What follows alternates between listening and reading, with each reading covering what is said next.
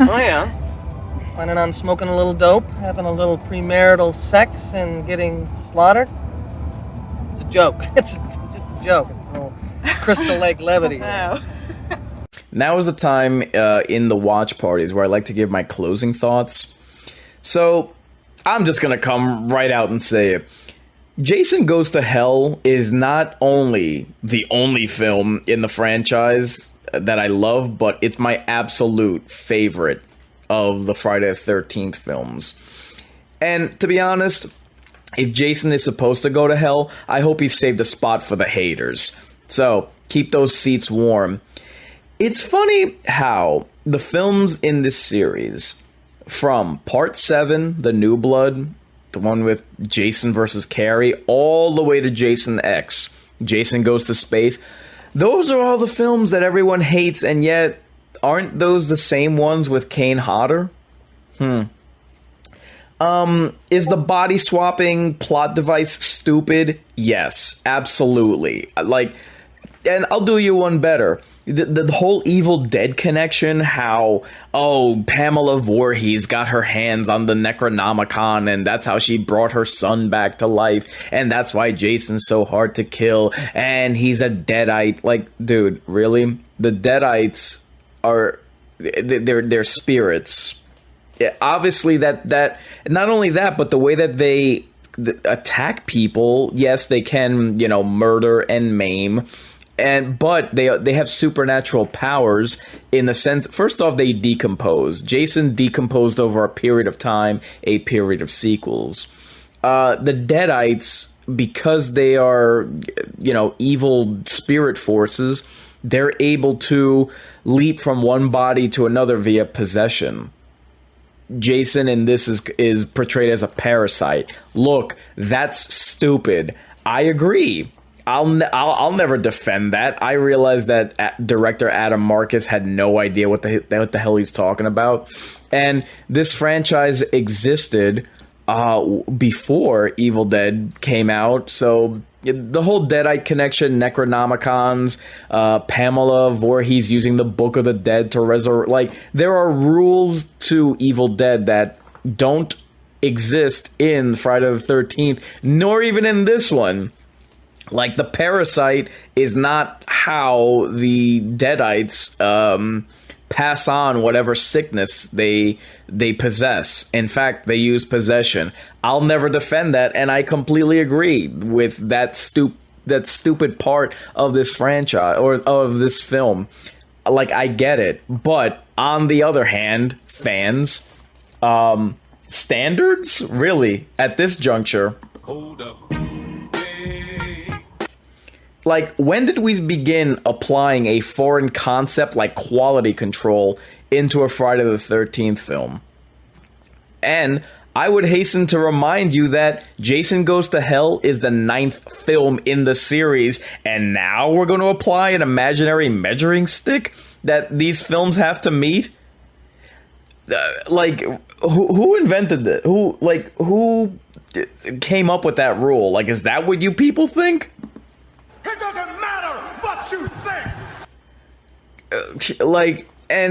All right, let's address it. I already pointed out the stupid aspects of this film, the body swapping and whatever. But bro, to me, again, I'm not justifying that decision at all. But to me, look at the other stupid characters in the Friday the 13th film. So I'm able to, it doesn't ruin my enjoyment of this film, seeing such a stupid aspect like what Marcus was going for. But if we're talking about standards, look how repetitive and stereotypical and cliched all the scenarios and all the characters were before that. So it's easy for me to look at all the stupid additions in this movie, in Jason Goes to Hell, and swap and just realize that, well, I'm not saying that the characters and the cliches before, 8 movies before, were just as bad or just completely out of place, but there is a level of stupidity when it comes with these aspects that people gravitated toward these films to gravitated towards these films with to begin with. So, and let's not lose sight of what the positive additions of Jason Goes to Hell are. For instance, there are characters iconic to the horror genre in the macroscope. McCready in The Thing, Ash Williams in Evil Dead, Nev Campbell in the Scream movies. And then there are memorable characters in their respective films. The cast of the Dawn of the Dead remake, or Treat Williams' character in Deep Rising. Stephen Freeman, the nerdy protagonist in this film, to me, he falls into the latter. I'm absolutely on board with his aw shucks nice guy character and the arc that he goes through. I mean, seriously, look at what this guy gets blamed for his ex-girlfriend's murder, locked up. He's forced to like go through a rite of passage with an insane cowboy character in a slasher film. He gets himself out of prison by stealing his best friend's gun. He tries to save both his daughter and his ex-girlfriend. Falls through the floorboards of the murder house where his ex-girlfriend's mother passed away. Repeatedly, he's trying to save the girl, trying to get the girl by the end, and she ditches him twice. Again, he gets arrested just to be in a police shootout, rescues his girlfriend from the shootout at the diner. Like, this guy goes on something of a hellacious roller coaster. Again, he's not an iconic horror movie hero, but he's memorable as a survivor character in this. Like, what's not to like about this guy? And then, bro, Creighton Duke for the win. They have a cowboy in a Friday the 13th film. And come on, every time, like, whether he's speaking to the reporter on camera, whether he's talking crap, he's flirting with a cop's girlfriend in front of the sheriff, or he's locked up in a prison, detailing to the actual hero what to do. Come on, tell me that this guy doesn't steal the scene every time the camera's on him. Like, I'm going to say 2 words to you, Mr. Duke, and I want you to say the first thing that comes to your mind, okay? Okay. Jason Voorhees. Well, that makes me think of a little girl in a pink dress, sticking a hot dog through a donut. And just the only part that I do have a problem with is how they killed him off in like a lackadaisical, lazy fashion. But like, I'm able to say that because look, if he was a nobody that no one cared about, and like, you'd be surprised how quickly I am to completely flip on any character that I don't like, to the point that I'm like rooting for the bad guy. I watched the Babadook, and the kid that's crying in that movie is so annoying. I'm rooting for the monster.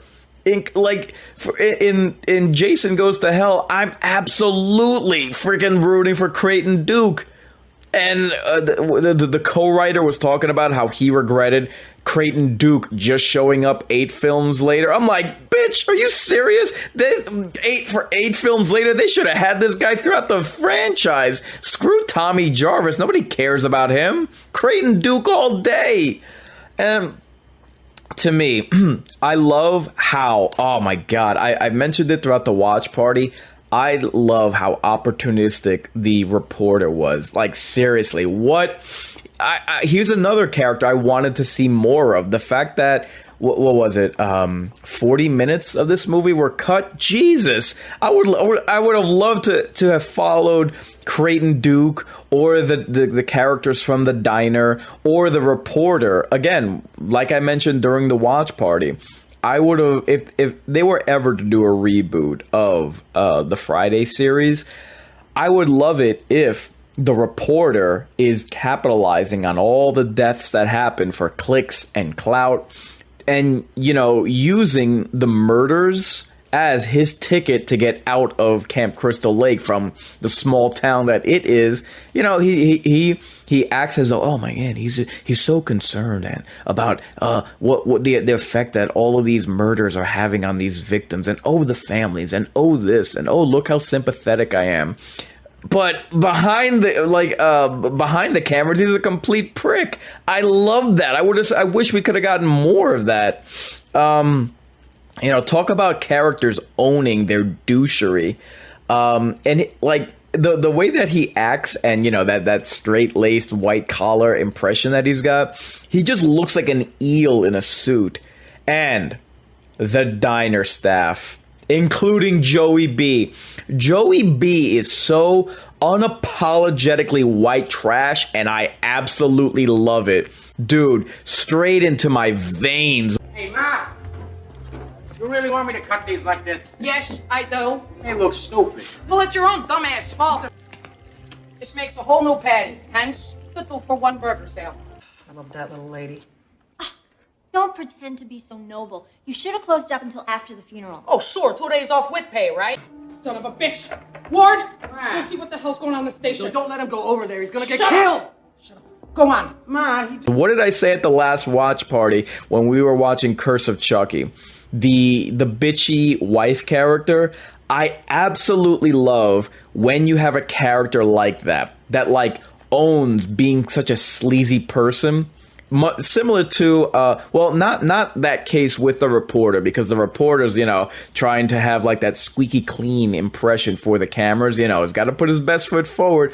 But Joey B, again, I would absolutely, like, I've always envisioned if Friday the 13th reboot, imagine one of the sequels being like an anthology of different people talking about experiences that they either endured, survived, or heard about when it comes to Jason. But the framing device would be everyone is telling their story within a diner, and who just so happens to be the one that's interrupting or shouting out Joey B, the white trash diner owner or waitress or whatever. Oh my God. I absolutely, like, again, when she died, it was just like, no, man, why did it have to be her? But again, that's a sign of a good character. And like, as I do more of these watch parties and get to rewatch and relive a lot of these films that I've seen of the past, I notice that not all of your I'm not saying they have to be outright villains, but you can have characters that are adversarial to your, like, obstacles for your protagonist, and they can be great characters even if they're not the protagonist, the survivor, the final girl. They can be lovable, like, on their own. And like I've always said, like I'll continue to say, I love whenever you have a bitchy character that just owns it. You know what I mean? Like LaGuerta from the Dexter show. And like, notice how, for all the Friday diehards, notice how the diner staff is like trashy, but compare that to the rednecks in part 3. God, I love this woman. Hold me back. You guys make me sick. Hey, baby, not now. Believe it or not, I'm hurt too, and not just financially. Little mister, this thing counts. Honey, watch the willy.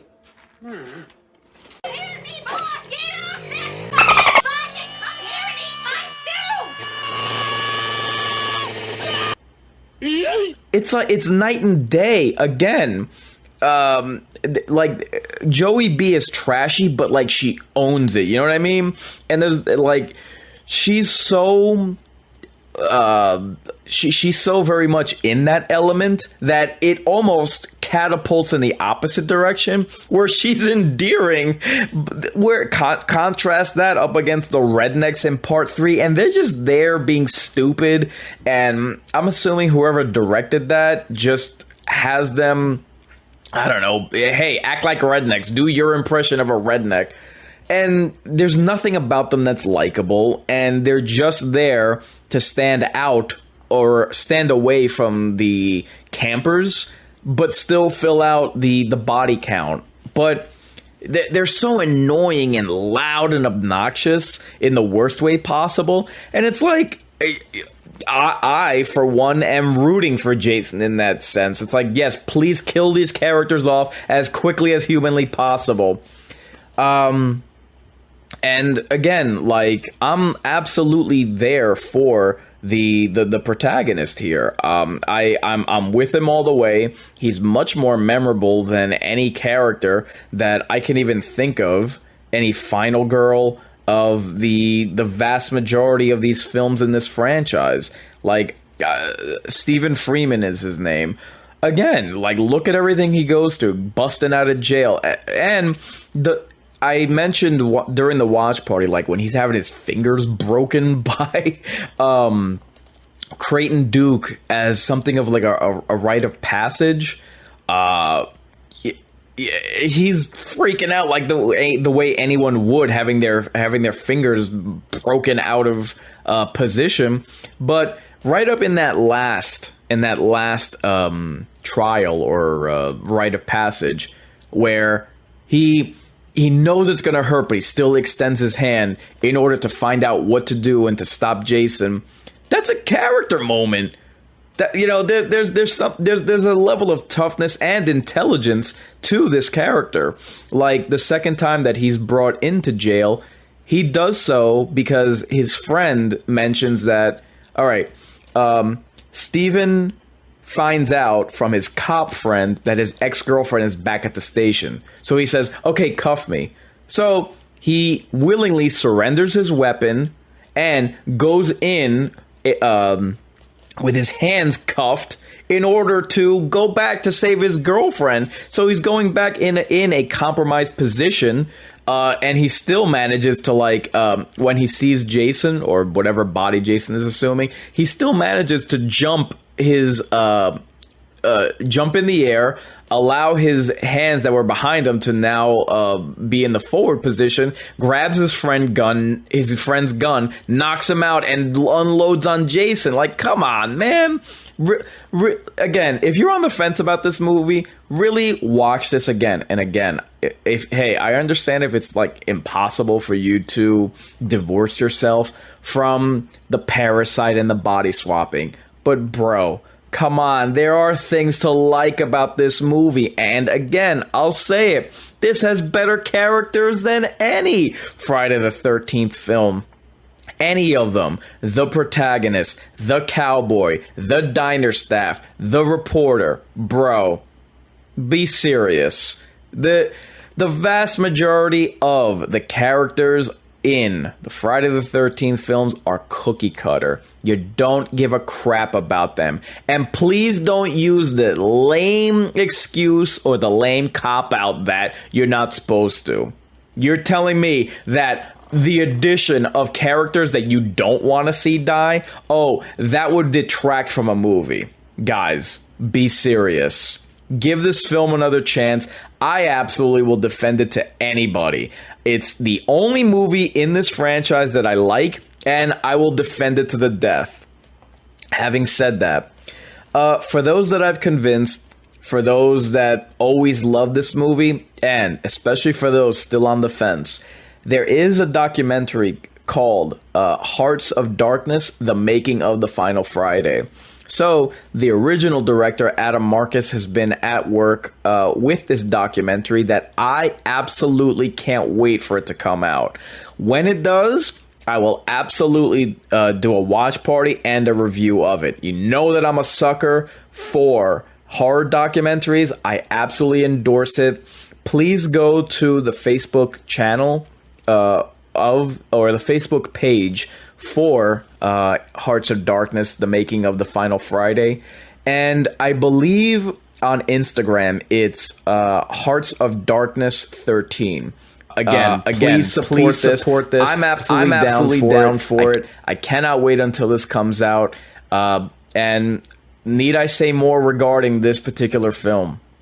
So, One thing I like to do after each watch party is to give recommendations to all of you fine folks in order to keep the good vibes going, and in the event that this has put you in the mood for other similar horror titles, just like to make it a shockbuster night.